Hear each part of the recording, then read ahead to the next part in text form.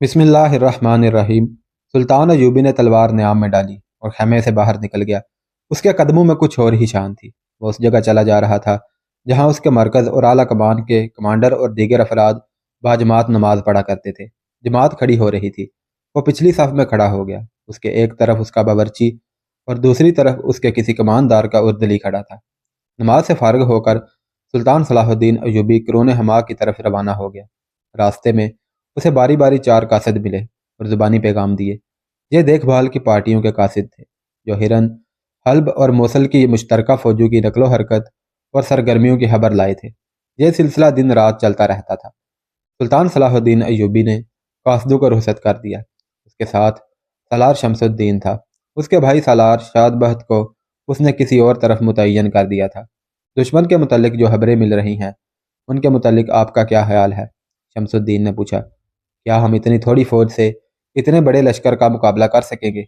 میرے لیے یہ کوئی مسئلہ نہیں کہ دشمن کتنا لشکر لایا ہے اور میرے پاس کیا ہے، سلطان صلاح الدین ایوبی نے جواب دیا۔ میں پریشان اس پر ہوں کہ دشمن حملہ کیوں نہیں کرتا۔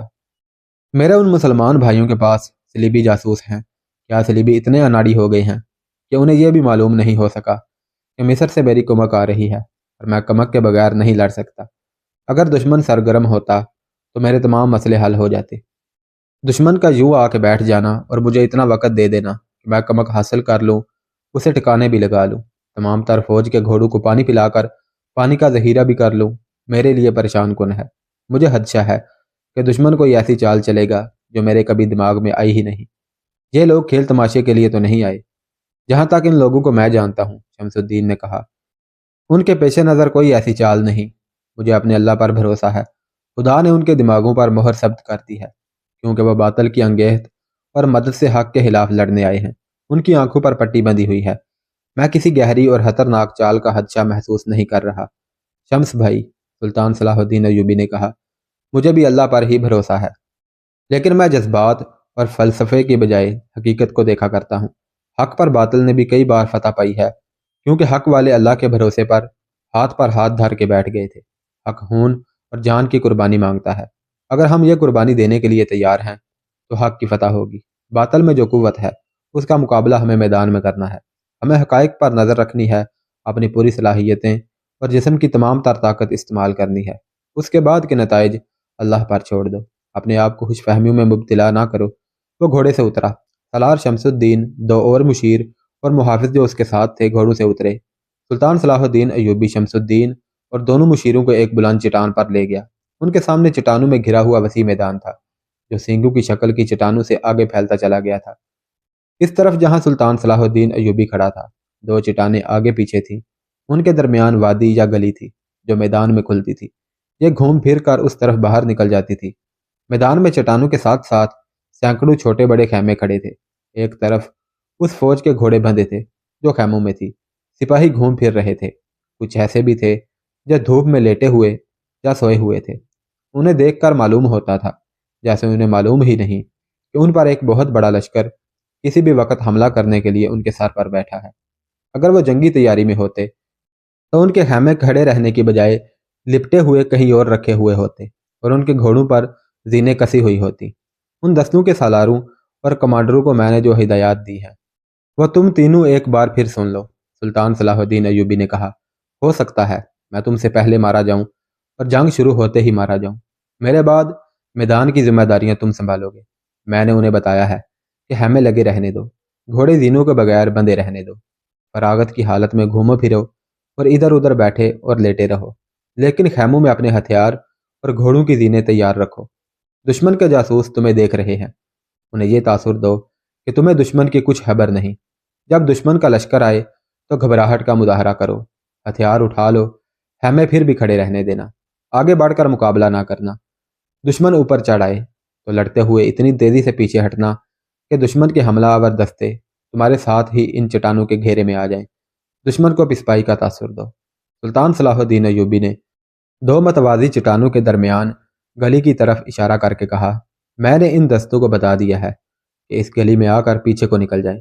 انہیں جہاں اکٹھا ہونا ہے وہ جگہ بھی انہیں بتا دی ہے۔ اس نے وہ جگہ اپنے رفیقوں کو بتا کر کہا، ان دستوں کا دشمن کے عقب میں جانا ہوگا۔ ان چٹانوں پر میں نے دشمن کے استقبال کا جو بندوبست کر رکھا ہے وہ تمہیں معلوم ہے۔ یاد رکھو میرے دوستو، ہمیں یہاں کوئی علاقہ اور کوئی قلعہ فتح نہیں کرنا۔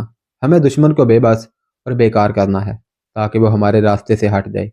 مجھے اپنے مسلمان بھائیوں کو دشمن کہتے ہوئے شرم آتی ہے، مگر حالات کا تقاضا یہی ہے۔ میں انہیں ہلاک نہیں کرنا چاہتا۔ میں نے حکام جاری کر دیے ہیں کہ زیادہ افراد کو زندہ پکڑو اور جنگی قیدی بناؤ۔ میں انہیں تلوار سے زیر کر کے ہلاک سے ذہن نشین کراؤں گا کہ تم مسلمان سپاہی ہو اور تمہارے بادشاہ تمہارے مذہب کے دشمن کے ہاتھوں میں کھیل رہے ہیں۔ کسی قوم کو مارنا ہو تو اس میں ہانہ جنگی کرا دو، سالار شمس الدین نے کہا۔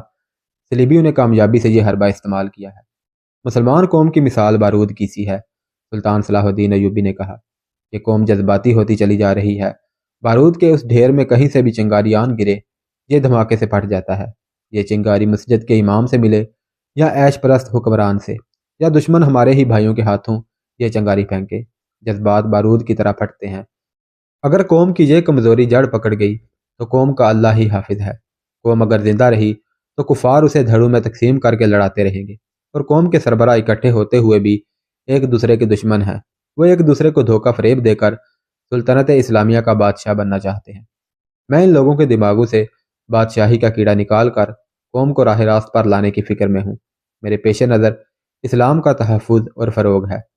قرون ہما سے تھوڑی ہی دور ہرن کا قلعہ دار گمشتگین، جس نے خود مختاری کا اعلان کر دیا تھا، اپنے سالاروں اور چھوٹے بڑے کمانڈروں کو اکٹھا کر کے کہہ رہا تھا، سلطان صلاح الدین ایوبی صلیبیوں کو شکست دے سکتا ہے۔ وہ جب تمہارے سامنے آئے گا تو لومڑی کی طرح ساری چالیں بھول جائے گا۔ وہ ہم میں سے نہیں، وہ کرد ہے۔ تم پکے مسلمان ہو، دیندار اور پرہیزگار ہو۔ وہ صرف نام کا مسلمان، مکار اور عیار ہے۔ وہ یہاں اپنی سلطنت قائم کر کے اس کا بادشاہ بننے کی کوشش میں ہے۔ میں تمہیں اس کی جنگی کیفیت بھی بتا دیتا ہوں۔ اس کے پاس فوج بہت تھوڑی ہے اور وہ پہاڑیوں میں گھرا بیٹھا ہے۔ تھوڑی ہی دیر پہلے جاسوسوں نے مجھے اطلاع دی ہے کہ اس کی فوج خیموں میں آرام کر رہی ہے اور اس کے گھوڑے بھی تیاری کی حالت میں نہیں۔ اس کی وجوہات دو ہو سکتی ہیں۔ ایک یہ کہ اسے یقین ہے کہ اسے ہم شکست نہیں دے سکتے۔ دوسری یہ کہ اسے یہ خوش فہمی بھی ہو سکتی ہے کہ ہم اس پر حملہ نہیں کریں گے۔ وہ شاید صلح کے لیے ہمارے پاس ایلچی بھی بھیجے گا۔ اب ہم اس کے ساتھ کوئی صلح یا سمجھوتا نہیں کریں گے۔ وہ اب ہمارا قیدی ہے۔ اگر زندہ ہمارے ہاتھ نہ آیا تو میں تمہیں اس کی لاش دکھاؤں گا۔ اپنے سپاہیوں سے کہہ دو کہ صلاح الدین ایوبی امام مہدی یا پیغمبر نہیں، اور اس کی فوج میں کوئی جن بھوت نہیں۔ ہم اس کی فوج کو بے خبری میں جا پکڑیں گے۔ اپنے سامعین کو اشتعال دلا کر اور ان کا حوصلہ بڑھا کر اس نے انہیں رخصت کر دیا اور اپنے ان خیموں میں چلا گیا جنہوں نے جنگل میں بنگل بنا رکھا تھا۔ اس کا اپنا خیمہ بہت بڑا تھا، جس کے اندر قالین بچھے ہوئے تھے اور بیش قیمت پلنگ تھے، شراب کی سراہی اور نہایت دلکش پیالے رکھے تھے۔ اندر سے خیمہ کسی محل کا کمرہ معلوم ہوتا تھا۔ اس کے ارد گرد کئی اور خیمے تھے جو فوجی خیموں سے مختلف اور خوبصورت تھے۔ ان میں حرم کی لڑکیاں اور ناچنے گانے والیاں رہتی تھیں۔ خیموں سے دور دور پہرہ دار کھڑے تھے۔ گمشتگین کے خیمے کے باہر 9 آدمی اس کے انتظار میں کھڑے تھے۔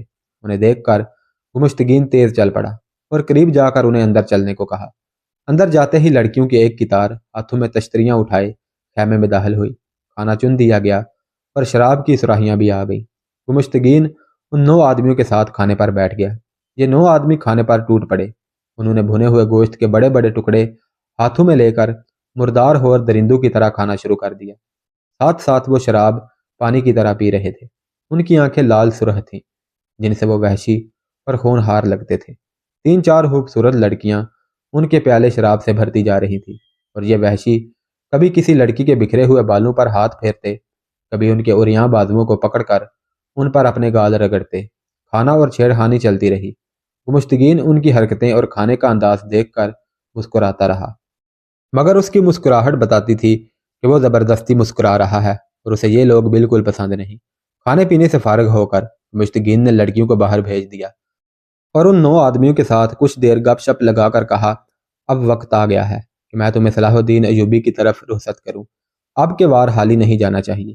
اگر آپ ہمیں روک نہ لیتے تو اب تک آپ یہ خوشخبری سن چکے ہوتے کہ سلطان صلاح الدین ایوبی قتل ہو گیا ہے، اور قاتل معلوم نہیں کون تھے۔ ایک آدمی نے کہا، یہ حسن بن صبا کے وہی 9 فدائی تھے جنہیں ان کے مرید شیخ سنان نے تریپولی سے سلطان صلاح الدین ایوبی کے قتل کے لیے بھیجا تھا۔ یہ منتخب افراد تھے جو بظاہر انسان تھے لیکن حسلت کے درندے تھے۔ انہوں نے اپنے دائیں ہاتھ کی درمیانی انگلی سے خون کے 10-10 قطرے نکال کر مقدس پیالے میں گرائے، ان پر شراب اور حشیش ڈالی اور تینوں چیزیں ملا کر ہر ایک نے ایک ایک گھونٹ پیا اور اپنے محسوس الفاظ میں حلف اٹھایا کہ وہ سلطان صلاح الدین ایوبی کو قتل کریں گے یا زندہ نہیں رہیں گے۔ شیخ سنان نے انہیں تارک الدنیا صوفیوں کے لباس، ہاتھوں میں تسبیحیں اور گلے میں قرآن لٹکا کر اس ہدایت کے ساتھ روانہ کیا تھا کہ وہ سلطان صلاح الدین ایوبی تک رسائی حاصل کریں اور اس کے سامنے یہ مسئلہ رکھیں کہ مسلمان کے خلاف نہیں لڑنا چاہیے، اور وہ ثالث بن کر آپس میں ٹکرانے والے مسلمان امراء کا صلح نامہ کرائیں گے۔ اس طرح تنہائی میں سلطان صلاح الدین ایوبی کو قتل کر دیں گے۔ شیخ سنان نے طریقہ اچھا سوچا تھا۔ سلطان صلاح الدین ایوبی مذہبی پیشواؤں کو احترام سے اپنے پاس بٹھانے اور ان کی بات توجہ سے سننے کا عادی تھا۔ اس کی دوسری کمزوری یہ تھی کہ وہ چاہتا ہی یہی تھا کہ کوئی درمیان میں آ کر مخالفین کے ساتھ اس کا سمجھوتا کرا دے تاکہ مسلمان کے ہاتھوں قتل نہ ہوں، ورنہ صلیبیوں کو جنگی تیاریوں کا اور حملہ کر کے بہت بڑی کامیابی حاصل کرنے کا موقع مل جائے گا۔ اس نے حلب وغیرہ میں اپنے ایلچی بھیجے بھی تھے جو توہین آمیز جواب لائے تھے۔ اب 9 صوفی چوگوں میں خنجر اور تلواریں چھپائے اس کی خواہش پوری کرنے کا دھوکہ لے کر آ رہے تھے۔ وہ اسے آسانی سے قتل کر سکتے تھے۔ تریپولی سے وہ روانہ ہوئے اور ہرن پہنچے تھے۔ گمشتگین کو اس کے صلیبی مشیروں نے بتایا تھا کہ یہ سلطان صلاح الدین ایوبی کو قتل کرنے جا رہے ہیں۔ اس نے ان سے قتل کا طریقہ سنا تو اسے مسترد کر کے انہیں اپنے پاس شاہی مہمانوں کی حیثیت سے روک لیا اور صلیبی مشیروں سے کہا تھا کہ وہ سلطان صلاح الدین ایوبی پر حملہ کرنے جا رہا ہے، ان 9 فدائیوں کو اپنے ساتھ لے جائے گا اور موزوں موقع پر اور کسی بہتر طریقے سے سلطان صلاح الدین ایوبی کو قتل کرائے گا۔ چنانچہ وہ انہیں اپنے ساتھ محاذ پر لے آیا تھا۔ اس نے میدان جنگ میں ان کے لیے موقع پیدا کر لیا اور ان کا بہروپ بھی تیار کر لیا تھا۔ اس نے کھانے سے فارغ ہو کر انہیں کہا، آج میں تمہیں بتاتا ہوں کہ میں نے صلاح الدین ایوبی کے قتل کا کیا طریقہ سوچا ہے۔ تم نے صوفیوں کا جو روپ دھارا ہے وہ شک پیدا کر سکتا ہے۔ ایوبی کی نظر بڑی گہری ہے، اس پر پہلے 4-5 قاتلانہ حملے ہو چکے ہیں، وہ اور زیادہ محتاط ہو گیا ہے۔ اس کے ساتھ 2 بڑے ہی تجربہ کار سراغ رساں ہیں، ایک علی بن سفیان اور دوسرا حسن بن عبداللہ۔ وہ ایک نظر میں انسان کو بھانپ لیتے ہیں۔ ہمارے جاسوسوں کی اطلاع کے مطابق اس وقت حسن بن عبداللہ اس کے ساتھ ہے اور علی بن سفیان قاہرہ میں ہے۔ صلاح الدین ایوبی سے کوئی اجنبی ملنے جاتا ہے تو 2-3 سالار اور حسن بن عبداللہ اس کی بڑی گہری چھان بین کرتے ہیں، انہیں شک ہو تو اس کی تلاشی بھی لیتے ہیں۔ ایوبی یا حسن بن عبداللہ کو یہ خیال آ سکتا ہے کہ یہ چپکلش تو کئی مہینوں سے چل رہی ہے، تمہیں صلح نامے کا خیال آج کیسے آیا ہے؟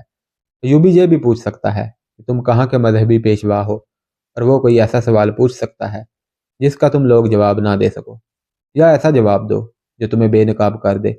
وہ خود عالم ہے، مذہب اور تاریخ کا اس کا گہرا مطالعہ ہے، اس کے علاوہ تمہارے چہروں پر داڑھیوں کے سوا صوفیوں والی کوئی نشاندہی نظر نہیں آتی۔ تم میں سے 4 کی داڑھیاں ابھی چھوٹی ہیں جن سے پتہ چلتا ہے کہ 1 مہینے سے بڑھائی گئی ہیں۔ تمہاری آنکھوں میں حشیش اور شراب کا نشہ چڑھا ہوا ہے، مجھے ان چہروں پر پاکیزگی کا شائبہ تک نظر نہیں آتا۔ ان 9 میں سے کسی نے بھی برا نہ مانا۔ ان کے سرگنا نے کہا، مجھے آپ کی ہر ایک بات سے اتفاق ہے۔ اگر صلاح الدین ایوبی نے ہمیں صوفی یا امام سمجھ کر عزت سے اپنے خیمے میں بٹھا لیا اور کچھ کھانے پینے کے لیے ہمارے آگے رکھ دیا تو میرے یہ دوست ٹوٹ پڑیں گے۔ ہم میں سے کسی کو بھی علم نہیں کہ امام اور خطیب کھاتے کس طرح ہیں۔ آپ نے کیا طریقہ سوچا ہے؟ نہایت سہل اور بے خطر، گمشتگین نے کہا۔ میں تمہیں صلاح الدین ایوبی کے رضاکار محافظ بنا کر قرون ہما بھیج رہا ہوں۔ اس کے محافظ گہری چھان بین کے بعد منتخب کیے جاتے ہیں، ان کے خاندانوں کی بھی جانچ پڑتال ہوتی ہے، اس لیے یہ ناممکن ہے کہ تم جاتے ہی اس کے محافظ دستے میں شامل ہو جاؤ گے۔ میں نے ایک طریقہ سوچا ہے جو مجھے امید ہے کامیاب ہوگا۔ جاسوسوں نے بتایا کہ دشمن کے لوگوں میں ہمارے خلاف اور صلاح الدین ایوبی کے حق میں اتنا جوش و خروش اور جذبہ پایا جاتا ہے کہ وہ رضاکارانہ طور پر محاذ پر آ رہے ہیں۔ وہاں جسے دیکھو تیغ زنی اور تیر اندازی کی مشق کر رہا ہے۔ مجھے معلوم ہوا ہے کہ ایوبی ان رضاکاروں کو باقاعدہ فوج میں تو نہیں رکھتا، دوسرے کاموں کے لیے رکھ لیتا ہے۔ میں اس فضا سے فائدہ اٹھا رہا ہوں۔ اس نے الگ رکھا ہوا لکڑی کا ایک باکس کھولا، اس میں کپڑے تھے۔ اس نے فدائیوں سے کہا، تم سب یہ لباس پہن کر صلاح الدین ایوبی کے پاس جاؤ گے۔ یہ اس کے محافظ دستے کا محسوس لباس ہے۔ تم میں سے ایک آدمی کے ہاتھ میں ایوبی کا جھنڈا ہوگا، باقی 8 کی برچیوں کے ساتھ اس کی فوج کی جھنڈیاں ہوں گی۔ تم سیدھے ایوبی کے پاس جاؤ گے، تمہیں روک لیا جائے گا، اس تک نہیں پہنچنے دیا جائے گا۔ تم جوش اور جذبات سے کہنا کہ ہم رضاکار ہیں اور دمشق سے سلطان صلاح الدین ایوبی کی حفاظت کے لیے آئے ہیں۔ یہ بھی کہنا کہ ہم نے بڑی محبت سے محافظ دستے کا لباس سلوایا اور دل میں سلطان ایوبی کی عقیدت لے کر آئے ہیں۔ ہمیں سلطان کے ارد گرد پہرے پر لگایا جائے یا ہمیں جانباز دستے میں شامل کر دیا جائے، ہم واپس نہیں جائیں گے۔ تمہیں صلاح الدین ایوبی تک جانے نہیں دیں گے۔ تم ضد کرنا اور کہنا کہ ہم اتنی دور سے عقیدت اور جذبات سے آئے ہیں، ہم سلطان سے ملے بغیر نہیں جائیں گے۔ میں تمہیں یقین دلاتا ہوں کہ وہ جذبے کی بہت قدر کرتا ہے، تم سے ملے گا ضرور۔ برچیاں تمہارے ہاتھوں میں ہوں گی، اگر وہ باہر ہوا تو گھوڑوں سے اترنا نہیں، قریب جا کر گھوڑوں کو ایڑی لگا دینا اور اس کا جسم برچیوں سے چھلنی کر کے نکلنے کی کوشش کرنا۔ تم سب نے جان کی بازی لگانے کا حلف اٹھایا ہے، لیکن مجھے امید ہے تم سب نکل آؤ گے۔ مجھے پوری توقع ہے کہ اپنے سلطان کو زخمی حالت میں دیکھ کر محافظوں میں افراتفری مچ جائے گی، پیشتر اس کے کہ وہ سمجھ پائیں کہ یہ ہوا کیا ہے۔ تم ان کے تیروں کی زد سے نکل آؤ گے۔ میں تمہیں عرب کی اس نسل کے گھوڑے دے رہا ہوں جن کے تعاقب میں ہوا بھی نہیں پہنچ سکتی۔ طریقہ بہت اچھا ہے، فدائی قاتلوں کے سرگنا نے کہا۔ ہمارے وہ ساتھی بدبخت، اناڑی اور بزدل تھے جو اسے سوتے وقت بھی قتل نہ کر سکے، اسی کے ہاتھوں مارے گئے، اور جو زندہ رہے وہ پکڑے گئے۔ اب ہم جا رہے ہیں، اگر اس کا سر کاٹ کر نہ لا سکے تو آپ یہ خبر ضرور سنیں گے کہ سلطان صلاح الدین ایوبی قتل ہو گیا ہے، اور اگر ہم اسے قتل کر آئے تو ایک فدائی نے حرم کی لڑکیوں کے خیمے کی طرف اشارہ کر کے اور شیطانی مسکراہٹ سے کہا۔ گمشتگین شیطان کی مسکراہٹوں کو اچھی طرح سمجھتا تھا۔ اس نے ایسی ہی مسکراہٹ سے کہا، تم میں سے جو زندہ آئیں گے اور صلاح الدین ایوبی کو قتل کر کے آئیں گے، انہیں میں ایک ایک خیمے میں داخل کر دوں گا۔ تمہیں جو انعام سلیبی دیں گے اس سے اتنے زیادہ زر و جواہرات میں دوں گا جو تم نے کبھی خواب میں بھی نہیں دیکھے، اور تم میں سے جو آدمی صلاح الدین ایوبی کا سر کاٹ کر لائے گا اسے اس کی پسند کی 2 لڑکیاں ہمیشہ کے لیے دوں گا۔ فدائیوں نے وحشیوں کی طرح چیخ چیخ کر کہکہے لگانے شروع کر دیے۔ گمشتگین نے بڑی مشکل سے انہیں خاموش کیا اور کہا، آؤ تمہیں وہ راستہ بتا دوں جو دمشق سے کرون کی طرف آتا ہے۔ تم یہاں سے دور کا چکر کاٹ کر دمشق کے راستے پر پہنچو گے، لیکن خیال رکھنا کہ راستے میں کوئی بھی پوچھے کہ تم کون ہو اور کہاں سے آئے ہو تو یہی بتانا کہ تم دمشق سے آئے ہو اور محاذ پر جا رہے ہو۔ راستے میں تمہیں صلاح الدین ایوبی کے جاسوس اور چھاپا مار ملیں گے۔ تمہیں آج ہی رات روانہ ہونا ہے۔ آج ہی رات؟ ایک فدائی نے پوچھا۔ کل دن کو نہ جائیں؟ اتنا وقت نہیں، مشتگین نے جواب دیا۔ تمہارا چکر بہت لمبا ہے، 2 دنوں بعد منزل پر پہنچو گے۔ گھوڑوں کو آرام دیتے جانا، ورنہ تھکے ہوئے گھوڑوں سے وہاں سے بھاگ نکلنا دشوار ہو جائے گا۔ مشتگین نے بکس سے کپڑے نکال کر انہیں کہا کہ یہی پہن لو۔ اس نے دربان سے کہا کہ وہ 9 گھوڑے لے آئے جو میں نے الگ کروا رکھے ہیں۔ آدھی رات کے بعد 9 گھوڑ سوار گمشتگین کے کیمپ سے دور اس سمت جا رہے تھے جدھر دمشق سے کرون حما کو راستہ جاتا تھا۔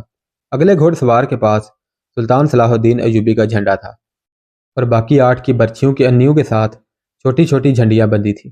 اسی روز جس وقت گمشتگین اپنے سالاروں اور کمانڈروں کو اشتعال انگیز تقریر سے جوش دلا رہا تھا، سیف الدین اور حلب کی فوجیں بھی ایسی ہی اشتعال انگیز تقریریں سن رہی تھی۔ حلب کا ایک سالار گھوڑے پر سوار اپنی فوج سے کہہ رہا تھا، یہ وہی صلاح الدین ہے جس نے حلب کا محاصرہ کیا تھا۔ تم نے اسی صلاح الدین کو، اس کی اسی فوج کو حلب سے بھگایا تھا۔ رب کعبہ کی قسم، یہ روایت جھوٹی ہے کہ صلاح الدین جس قلعے میں، جس شہر کو محاصرے میں لیتا ہے اسے فتح کر کے دم لیتا ہے۔ وہ حلب کے محاصرے میں کیوں کامیاب نہیں ہوا تھا؟ اس نے محاصرہ اٹھا کیوں لیا تھا؟ صرف اس لیے کہ تم شیر ہو، تم جان پر کھیل جانے والے سرفروش ہو۔ تم نے شہر سے نکل کر اس پر جو حملے کیے تھے انہیں وہ برداشت نہیں کر سکا۔ فتح اس کی ہوتی ہے جس پر خدا خوش ہوتا ہے۔ خدائے ذوالجلال کی خوشنودی تمہیں حاصل ہے۔ صلاح الدین ایوبی پر خدا کیوں خوش ہوگا؟ وہ لٹیرا ہے، اس نے دمشق پر قبضہ کیا، اور اس شہر کے لوگوں کی اس نے جو حالت کی ہے وہ وہاں جا کر دیکھو، کسی عورت کی عزت محفوظ نہیں رہی۔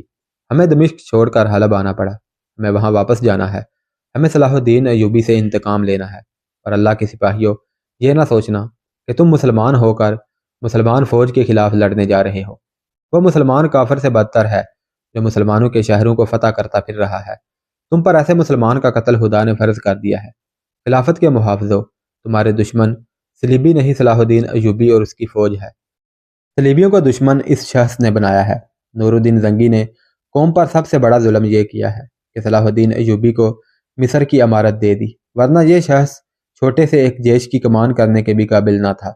میں اسے اپنی فوج میں سپاہی کی حیثیت سے بھی نہ رکھوں۔ آج اس شخص کی موت اسے ان چٹانوں میں لے آئی ہے۔ اب اس کے سامنے تمہاری تلواریں، تمہاری برچھیاں اور تمہارے گھوڑے ہوں گے، اور اس کے پیچھے چٹانیں اور پہاڑیاں ہوں گی۔ ہم اسے اور اس کی فوج کو پیس کر رکھ دیں گے۔ تمہیں حلب کی توہین اور بربادی کا انتقام لینا ہے۔ اگر تم نے صلاح الدین کو یہاں انہی پہاڑیوں میں ختم نہ کیا تو وہ سیدھا حلب پر آئے گا۔ اس کی نظریں حلب پر لگی ہوئی ہیں۔ وہ تمہیں اپنا غلام بنانا چاہتا ہے۔ تمہاری بہنیں اور بیٹیاں اس کے سالاروں کے حرم کی زینت بنے گی۔ اگر میں جھوٹا ہوں تو نور الدین زنگی کا بیٹا جھوٹا نہیں ہو سکتا، سیف الدین والی موصل جھوٹا نہیں ہو سکتا، گمشتگین جھوٹا نہیں ہو سکتا۔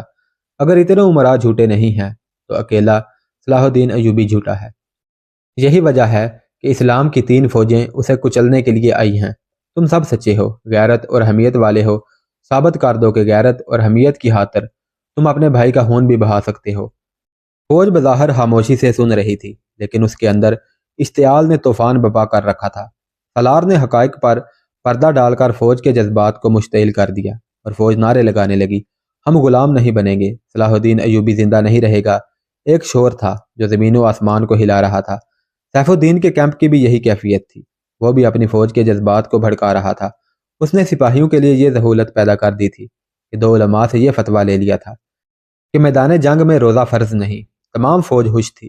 سیف الدین نے کہا، ہم اس وقت حملہ کریں گے جب صلاح الدین ایوبی کی فوج کا دم خم ٹوٹ چکا ہو، پھر ہماری منزل دمشق ہوگی۔ دمشق میں بے انداز دولت ہے جو تمہاری ہوگی۔ ادھر لشکروں اور فوجوں کی باتیں ہو رہی تھی، ادھر صلاح الدین ایوبی کے کیمپ میں 6-6، 8-8، 10-10 چھاپا مارو کے حساب سے اسکیمیں بن رہی تھی۔ سلطان صلاح الدین ایوبی نے اپنی فوج سے کوئی خطاب نہیں کیا، کوئی جوشیلی تقریر نہیں کی۔ اس کی نظر اس زمین پر تھی جس پر اسے لڑنا تھا۔ اس زمین کے حد و حال سے وہ زیادہ سے زیادہ جنگی فائدہ اٹھانا چاہتا تھا۔